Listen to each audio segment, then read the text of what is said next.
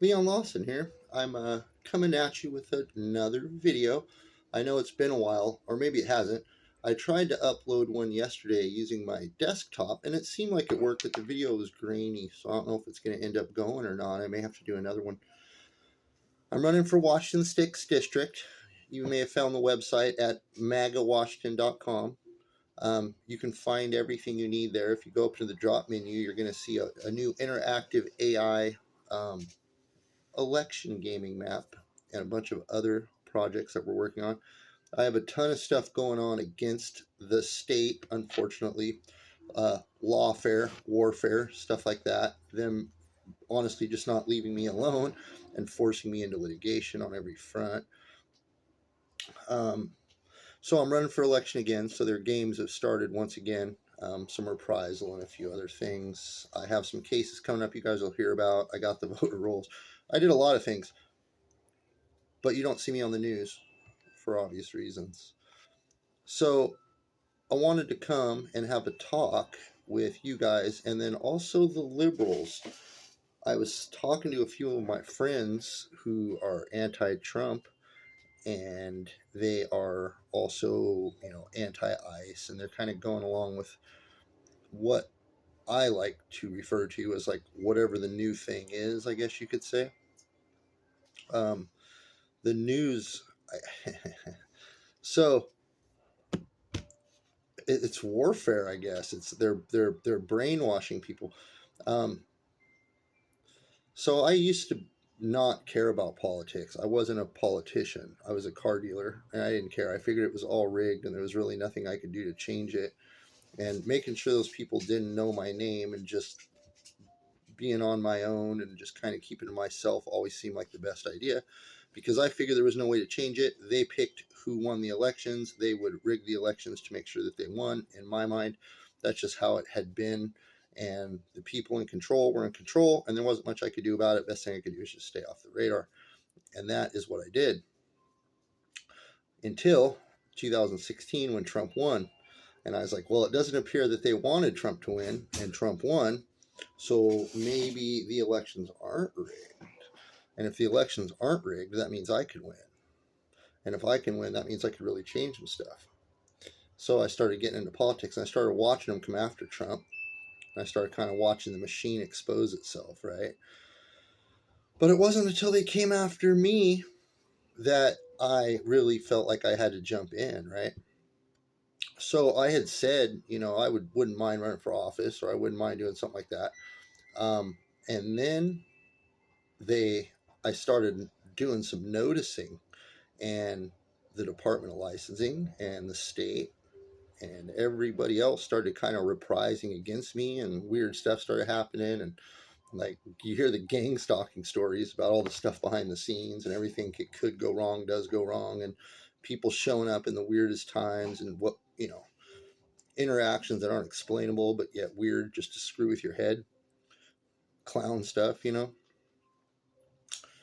Anyway, I had a lot of that weird stuff happening. And then they came and shut down the dealership, just came and shut us down, said we didn't have a bond, but we did, forced us to go and litigate in a case we could win. Meanwhile, trashing us to everyone in the world, telling everyone we had meth labs and all these other things going on at the dealership. We were just trying to help people, trying to not use the banks, which ended up being a big deal. And I didn't realize how bad I was actually hurting the banks and the local economy by helping everyone, giving them in-house cars and stuff, because we were getting them cheap. And we were really helping people. I mean, we weren't hitting them hard for full coverage or doing any of that. That's why we were selling so many cars. So we were putting a dent in their game, and that was a big part of it. But back then, I would have thought myself or you to be a conspiracy theory to think that's why they were screwing with us. It was part of it. So the other thing that was happening is I was doing the online auctions, and I was getting relatively good at it. And I started to do some noticing there too about how the shill bidding and some other things started working. And so I started learning how to navigate it, and I was getting cars for super cheap. Like, there was times I was winning 10 cars for $1,000 and stuff, just unreal cheap, $100 a car and things like that. Well, the system was new, and that put me on a radar where they were watching me. And I started watching them and catching them doing shill bidding and stuff. So I learned how to use that against them. Never saying anything. I was just working the system at the auctions. And I was honestly doing this from about 2012 all the way up to, 2017, 18 when they started screwing with us. But they came and they just shut us down and then told everybody on record that we were cooking meth and all this stuff. And it was all documented. I took them to court, proved it. I sued them. They had to give me a little bit of money, but the deal was they weren't going to register the illegals to vote anymore, which I turned them in for that too, because I had people coming in that were undocumented and they got Washington State driver's license, and then they'd buy a car from me, and then now they're on voter registration stuff, and they're like, we don't want to be under that radar, and what's going on? We didn't register ourselves to vote. You're the only one we gave that information to. So I'm calling the department trying to figure it out, and that's pissing them off, causing more reprisals against me. So I turn them into Homeland Security. Eventually it gets to the point where, well, I'm just a problem and I have to go, because clearly I'm bucking the horse there. I'm just a little guy, something easy to get rid of. But I wrote letters to literally everyone and documented it. I wrote letters to everybody, Office of Risk Management, every senator, everyone, all the news stations, everything, because I knew what I had. And I knew the guys in the gangs and stuff too. And remember, I was like you guys. I was from the streets. I figured it was all rigged ahead of time anyway. And I saw Donald Trump win in, and then I'm seeing all this come out, and I've got them now weird stuff at the state going on against me. And I'm like, what's going on here, right? Well, then I'm like, you know what? I'm going to put in a public records request. And I did that. And we used to use a company called Nexus Lexus here in Washington, which is not what they use now. Now the Department of Licensing has to police everything. Well, Nexus Lexus sent me some dumps right after the Freedom of Information Act went in. And I got a lot of stuff. I got stuff that turned me, all the stuff you're learning now about the fraud, the waste, abuse, the voter fraud, I guess you could call it. It was legal, so it wasn't really fraud. That's why you never heard me coming out screaming fraud and all this crap, because I'm like, they changed the law to make it legal. And I was screaming at the top of my lungs trying to explain to everyone, they're knowingly poisoning you. They're using data and tech to control you. They're slowly stripping your rights by slow cooking the frog. And it was falling on deaf ears. A lot of people just didn't want to hear any of this stuff back then. So the fight is progressing, and, my grievances are actually being addressed publicly now, and that's great.